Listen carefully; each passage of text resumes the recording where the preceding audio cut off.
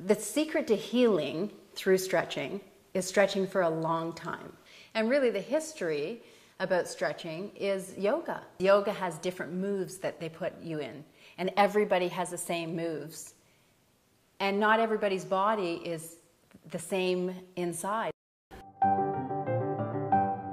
I was going for a walk around the block in winter, and I slipped on some ice. And this arm went back like a grasshopper leg, so I could break my fall instead of landing flat on my butt. The pain didn't go away, and the movement started to become restricted. So instead of a full range of motion up and down, I was able to walk with my arm just hanging down and like dead weight. Started to find out that I couldn't type with this hand, couldn't eat properly because I couldn't hold the utensil. And then the hand started to shake. I remember it was October 31st, Halloween. This neurologist put me through a battery of really simple tests like walking, screwing in a light bulb, just finger coordination exercises. He sat back in his chair and said, "Oh, you have Parkinson's." And it was like, "Excuse me?" He says, "You have Parkinson's." And then he wrote a script, handed it to me and said, "Good luck." I was in a place where I would literally go to sleep at night, and the last thought that I would clearly state in my mind was, "Geez, if I could only die before I woke up, and this would all go away." Yeah, me too.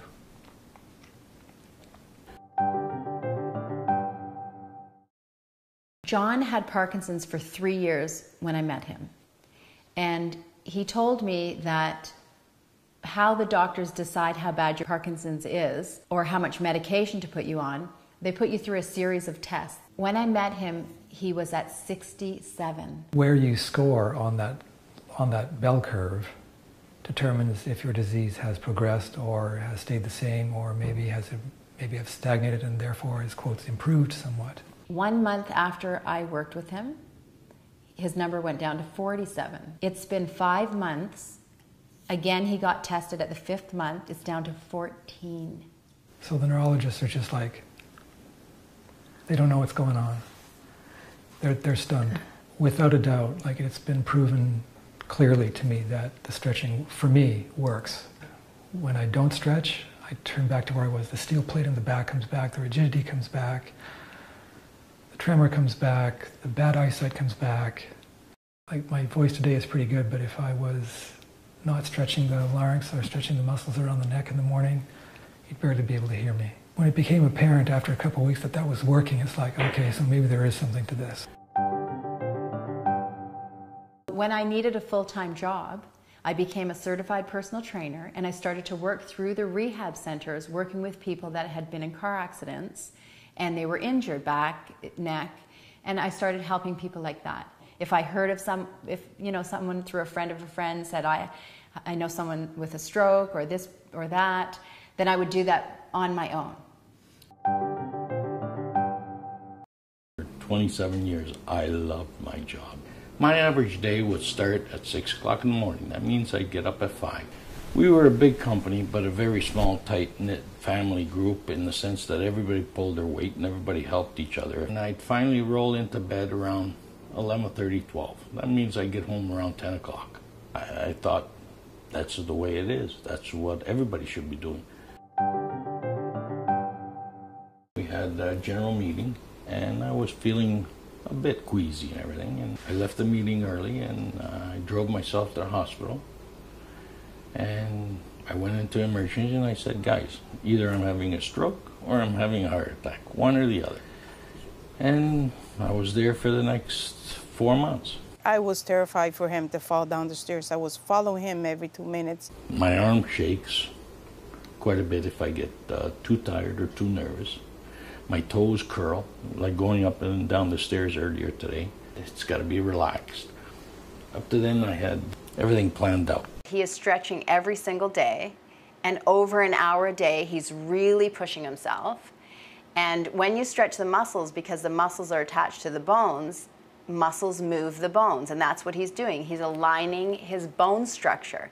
And when you start to balance your bone structure, everything starts to function normally. He's going to the washroom better, the fingers are moving, he can pick things up, his speech is getting better, he sleeps He wasn't sleeping at all before. His appetite's better. For the first month, we had the stretching. She gave me exercises to do, and I do them. And if you want improvement, you got to push your way through it and just keep doing it. With Rhonda, you can see the results so far. In 1996, I went to Canyon Ranch, which is a very exclusive health club in Arizona. And when you go in there, they give you a sheet this long with everything on it, and you check off what you want to do for the week, and they organize the week for you.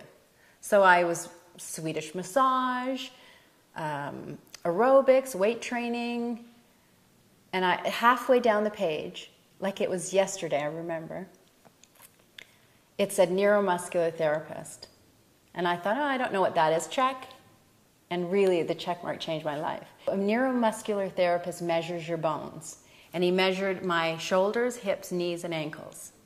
And there was a skeleton on a paper, and he drew a line diagonally across the shoulders, hips, knees, and ankles. And he said, do you carry something heavy on your left side? And at that point, I'd been modeling for 13 years. And I said, yes, I carry a heavy model bag. And he said, well, here are some stretches to help correct your crooked spine. You're 5 degrees off. There might have been about 20 or 25 exercises, and it would take me an hour to do them. So I did them every day for 8 months. Every day I noticed a change. And so every day I would do the stretches and look for the change eventually. And all the changes added up to me realizing that I was moving the bones, that I was changing things on my body internally that were causing certain ailments or certain physical features. One day, the fingernails cracked the same dimension on both sides. And then I was like, okay. And then the toes, maybe a week later. And I said, the bones are moving. Wow. So I remember I stood naked in front of the mirror, and I looked at my body, and I saw that I was aging more on one side than the other. And I said, there's still changes. There's still things about my body that I'm not happy with, and I knew I had the power to change it. So I started to develop my own stretches, but the reason that I stopped his stretches after 8 months was because on that last day, the 8th month, I did not notice a change. And I knew with the information I'd gathered that his stretches had done all they could do. Then I was put in a position that I was able to work with people that had been in car accidents. I worked with people and every day changing lives and showing them, you know, and people hugging me and crying and thanking me and, oh my God, the rehabs, they don't do anything. They've been in rehab for 2 years or a year, and I'd ask them about their body and what they've been doing, and then I'd give them stretches and immediately they'd feel relief. I would be on the treatment plan and they would have 12 sessions with me. So I would go, and by the 6th, 7th, really, they knew how to stretch properly, and those people are still stretching. And so thankful, because they feel that they thought that they were going to have to feel that pain and live with that, you know, back pain or headaches, or whatever, for the rest of their lives.